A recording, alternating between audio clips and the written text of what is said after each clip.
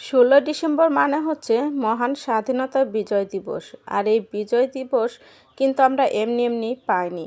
হাজার হাজার লক্ষ লক্ষ শহীদদের, ভাইদের যারা শহীদ হয়েছেন তাদের রক্তের বিনিময়ে, মা বোনদের ইজ্জতের বিনিময়ে আমাদের এই আজকের মহান বিজয় দিবস।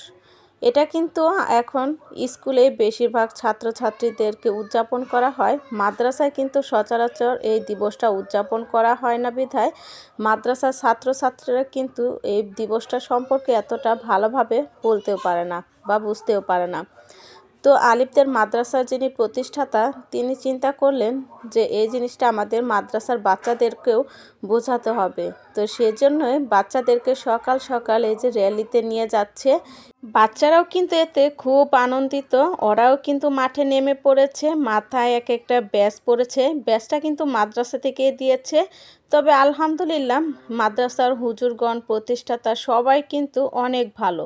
সবাই যে বাচ্চাদেরকে নিয়ে যাচ্ছে দেখেন, দুই পাশ থেকে বাচ্চাদেরকে কি সুন্দর গাইড করে নিয়ে যাইতেছে মেন রাস্তা দিয়ে। আমাদের কিন্তু কোনো ভয় নাই। তাও আমরা যেহেতু মা, সেহেতু আমরা মাদ্রাসায় দাঁড়িয়ে থাকতে পারলাম না। তো আমরা কয়েকজন মানে যারা যারা গার্ডিয়ান আসছিলাম তারা সবাই বাচ্চাদের সাথে হাঁটতেছিলাম। আর এক পাশে কিন্তু হুজুররা সবাই কিন্তু বাচ্চাদেরকে গাইড দিতেছিল যে তোমরা এভাবে যাও। মাদ্রাসা যিনি প্রতিষ্ঠাতা তার মনেও কিন্তু কোনো অহংকার, হিংসা, বিদ্বেষ কোনো কিচ্ছু নাই। উনিও কিন্তু বাচ্চাদেরকে সুন্দর করে গাইডলাইন দিয়ে র্যালিটা শেষ করেছে। তো এই জিনিসটা কিন্তু আমার কাছে আপনারা যারা ভাবতেছেন যে আমাদের ছেলে মেয়েদেরকে কোন মাদ্রাসায় দেব বা ভালো কোনো মাদ্রাসা পাচ্ছি না, তাহলে আমি তাদেরকে সাজেস্ট করব এই স্টার ইসলামিয়া ক্যাডেট মাদ্রাসায় আপনার ছেলেকে ভর্তি করে দিন। আর এখানে কিন্তু হুজুরদের একটাই প্রথম কথা হচ্ছে, সন্তান আপনাদের গড়ে তোলার দায়িত্ব হচ্ছে আমাদের। এই 1 বছরে কিন্তু আমি সেটাই দেখেছি যে ওনারা কিন্তু খুব ভালোভাবে যত্ন সহকারে বাচ্চাদেরকে এখানে পড়াশোনা করায়। তো আপনারা কিন্তু চাইলে এখানে ভর্তি করতে পারেন। তো আমাদের আশেপাশে যারা যারা আছেন তো তারা নিয়ে যেতে পারেন। আর দূরে যারা আছেন তাদেরকে আমি এটার ঠিকানাটা বলে দিতেছি। এটা হচ্ছে ভান্নারা থেকে সফিপুর যাওয়ার যে রোড, সেই রোডের সাইডেই এই মাদ্রাসাটা। তো আপনারা খুব সহজেই আসতে পারেন। তো র্যালি করা শেষ, এরপরে মাদ্রাসার ভিতরে হিফজখানায় সবাই বসেছে, আমরা গার্ডিয়ানরা পিছনে বসেছিলাম।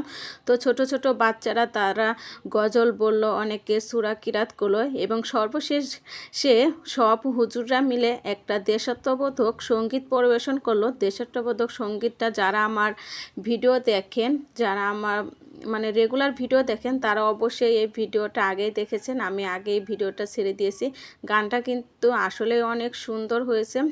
এই মাদ্রাসায় কিন্তু ভর্তি কার্যক্রম শুরু হয়ে গেছে। প্লে থেকে 8ম শ্রেণী পর্যন্ত বালক বালিকাদের জন্য আলাদা আলাদা শাখা এবং দূরযাত্রীদের জন্য কিন্তু ভ্যান গাড়ির সুব্যবস্থা আছে। আর এখানে কিন্তু বাচ্চাদের খেলাধুলার জায়গাও আছে।